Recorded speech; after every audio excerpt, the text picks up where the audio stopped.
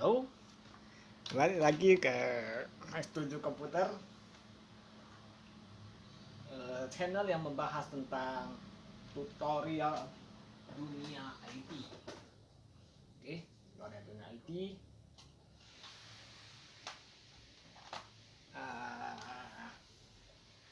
Kagok aku.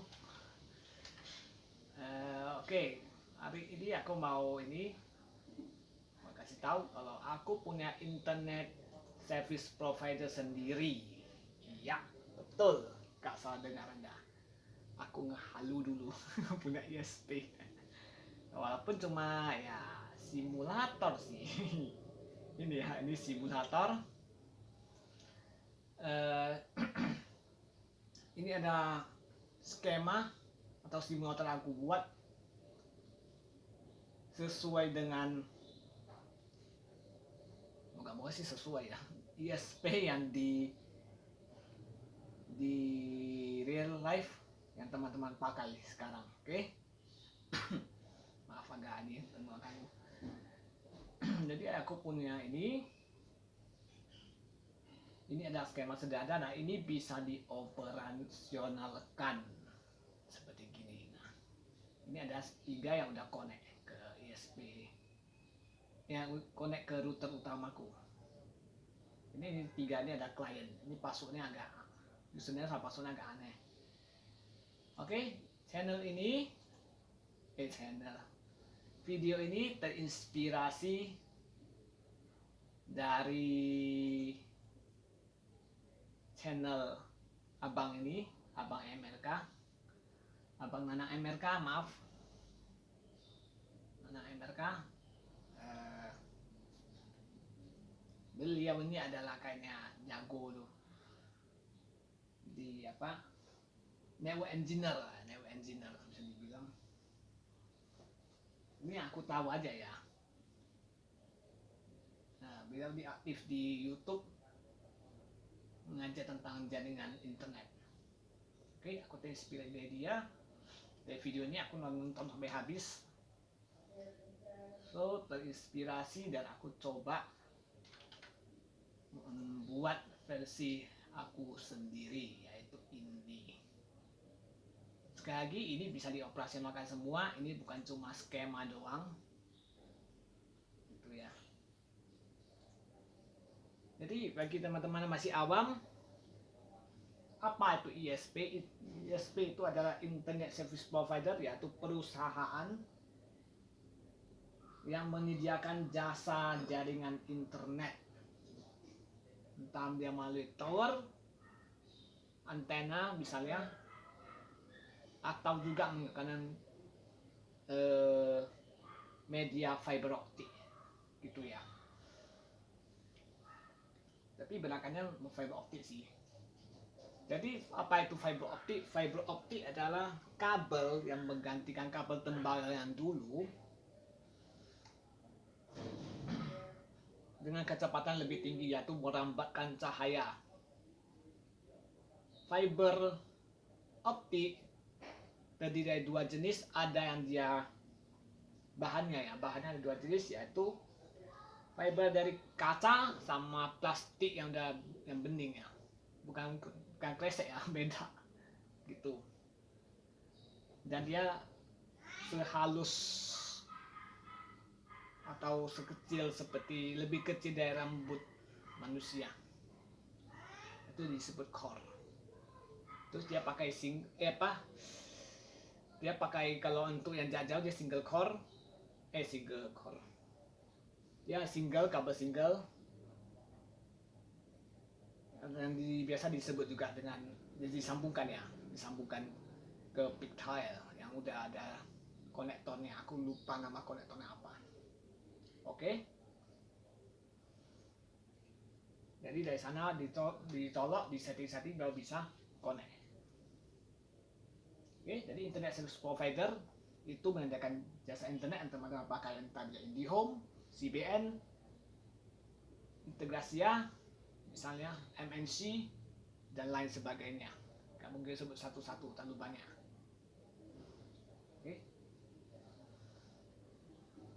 Di sini skema yang yang aku buat videonya adalah fiber to the home. Itu fiber to the building, fiber banyak ya, fiber to the apalah banyak itu. Yang aku bahas ada fiber to the home, FTTH. Oke. Jadi simulasinya ada, aku adalah penyedia jaringan ISP. Oke. Jadi prosesnya adalah, kalau misalnya ini kita harus banyak mengurus izin usahanya itu sangat banyak. Maaf agak ganggu aku ya. Yang mengurus izin usahanya itu sangat banyak, sampai Anda juga harus bergabung ke Asosiasi Penyedia Jaringan Indonesia, APJI. Kalau nggak salah ini ya, APJI. Nanti akan dikasih AS number atau anonymous system number, karena sistem mereka adalah BGP, jaringan luas. BGP itu adalah sejenis routing statik. Itu udah lebih advance ya, karena harus tahu basicnya dulu baru bisa berangkat ke sana. Aku sebenarnya BGP itu gak gitu mahir ya. Aku lebih bisanya cuma ke OSPF, Open Service Space, itu nanti aja. Oke. Jadi dari number itu atau nomor sistem number itu akan kita masukkan ke router. Jadi kita perlu router yang memadai ya, router memadai untuk bisa menampung klien yang akan berlangganan ke internet kita.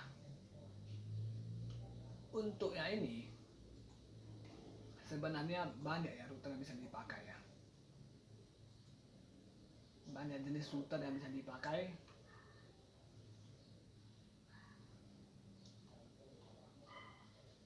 Ada router dari Cisco ya, Cisco.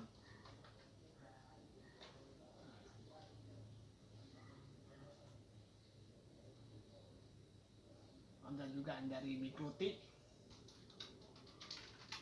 Ini Cisco Catalyst aku namanya, Cisco Catalyst. Kalau nggak salah sih Cisco Catalyst namanya. Oh ini switching loh, ini switching bukan routing loh, beda nih.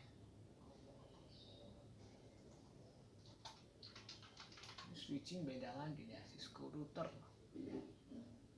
Apa nama Cisco-nya? Nah yang kayak gini lah kira-kiranya, yang gigabit. Ya pasti harus gigabit sih, nggak bisa yang megabit lagi sih. Oke, atau Mikrotik. Kalau Mikrotik misalnya atau router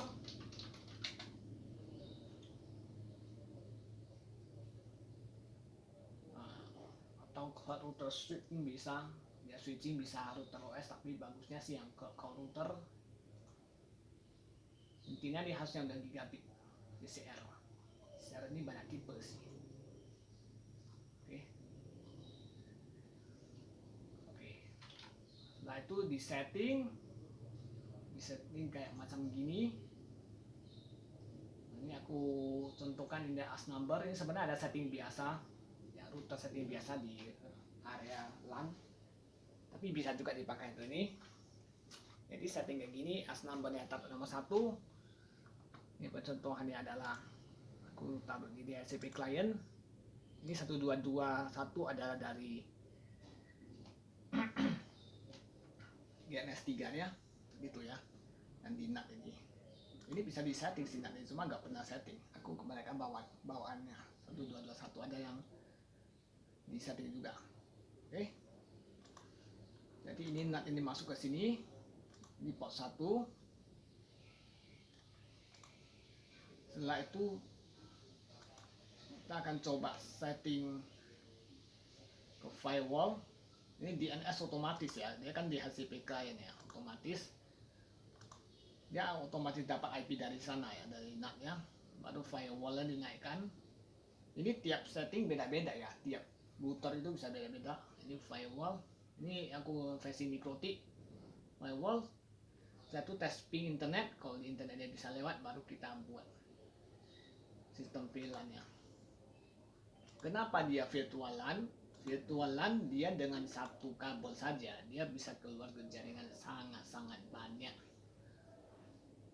Kenapa harus pakai switching? Harus VLAN.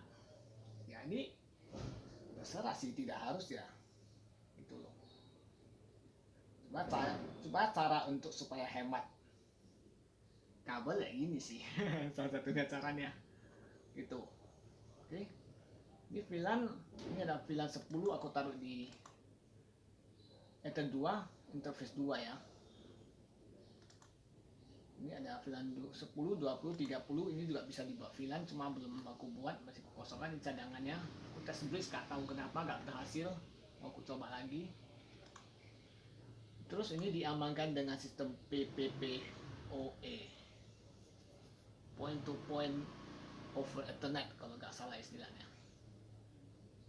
Jadi ini interface-nya di setting buat satu profilnya baru, ini ada enkripsi yang lain-lain. Ini diarahkan ke VLAN interface-nya. Oh ya, ini VLAN ini harus buat di HCP dulu ya, harus kasih address, dikasih HCP server biar dia bisa keluar IP-nya. Baru PPP, baru di setting, baru service-nya juga dibuat.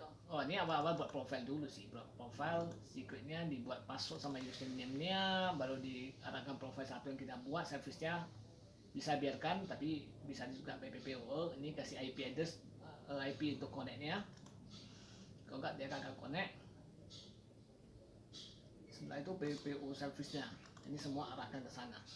Oh ya, ini untuk yang profile. Only one-nya sebaiknya ditentang karena hanya bisa satu user untuk satu device gitu. Oke. Setelah itu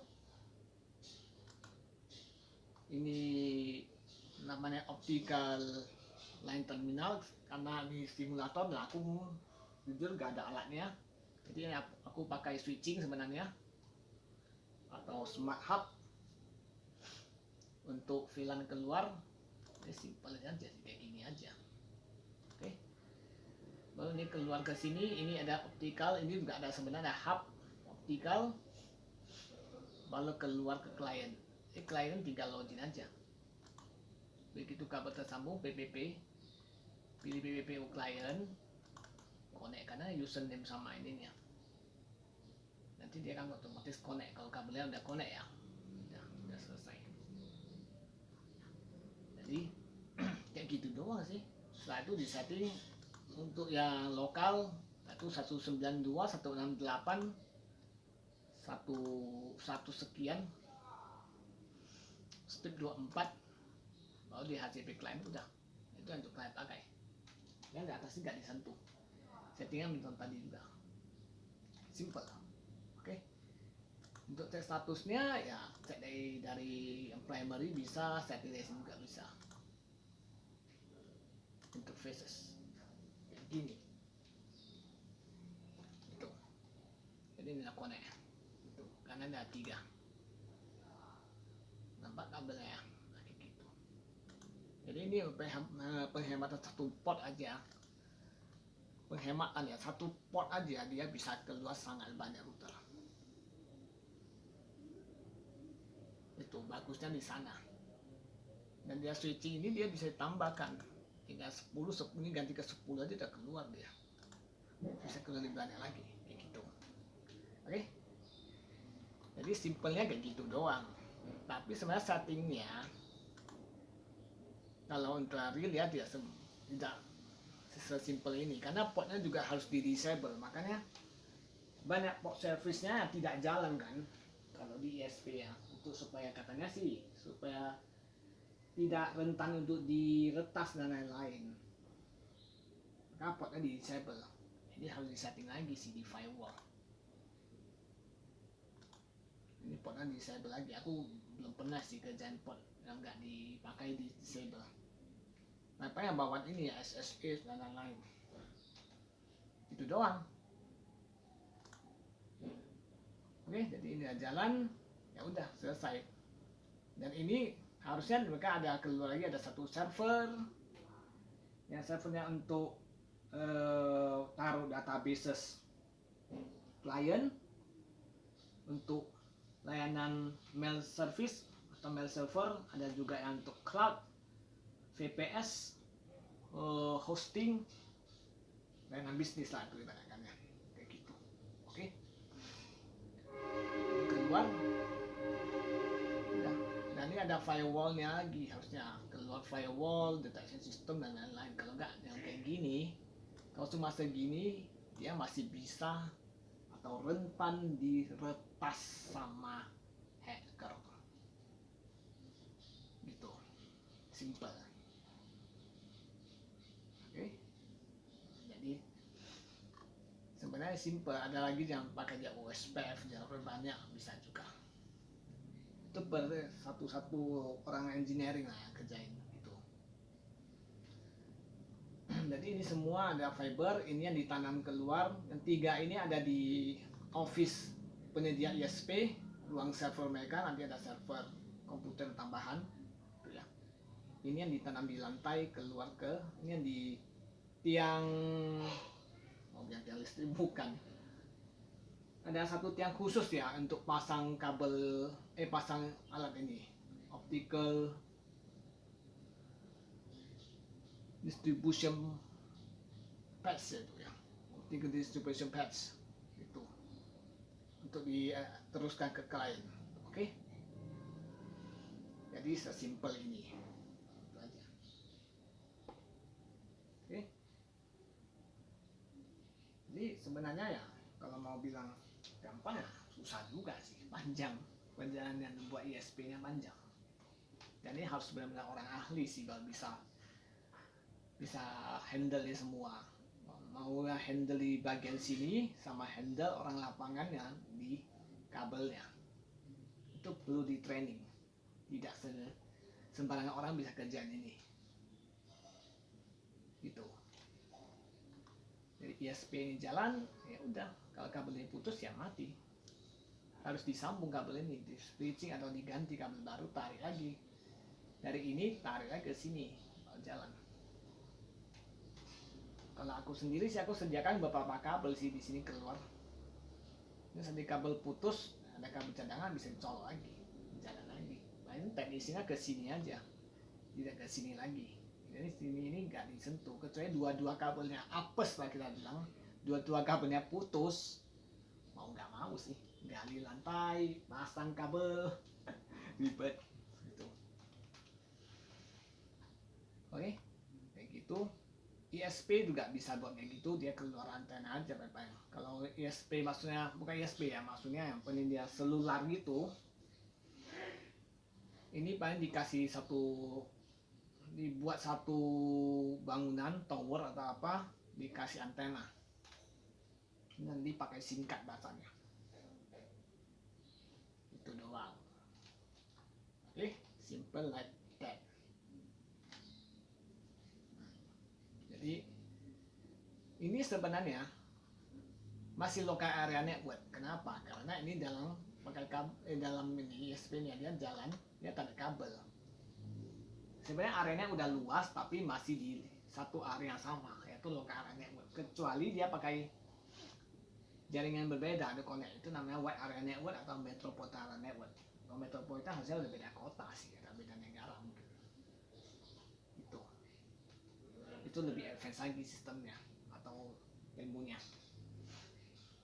Oke, paling-paling ya dia nggak pakai ini lagi sih, dia kan ada PPTP, L2TP, OpenVPN, mana ya dia?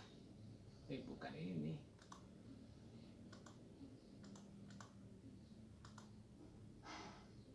Nggak ada, harus ada dia.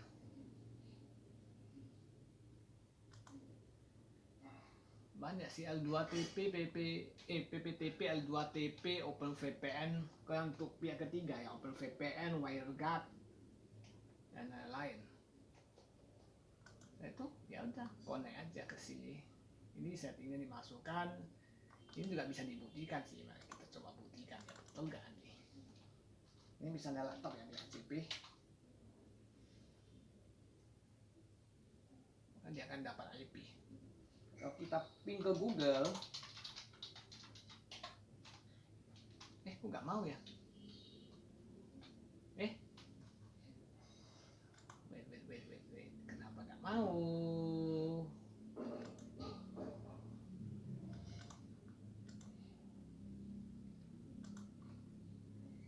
Ini ada connect IP DHCP, kliennya kosong. Ini bisa ya semalamnya.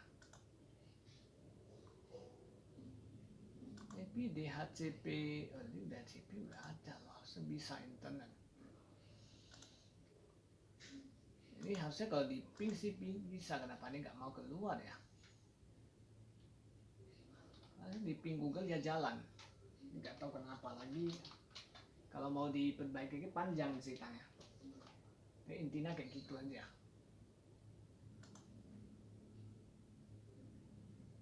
Atau coba aku ganti aja ya ke SPE ke. Ini ONU, ada ONT juga ya. Itu perlu diperhatikan juga banyak. ONT dia ada wifi, berarti ONT sih banyak. Kalau ONU dia cuma perangkatnya doang, nggak ada wifi-nya. Lebih bagus yang nggak ada wifi sih kok aku bilang. Ping Google.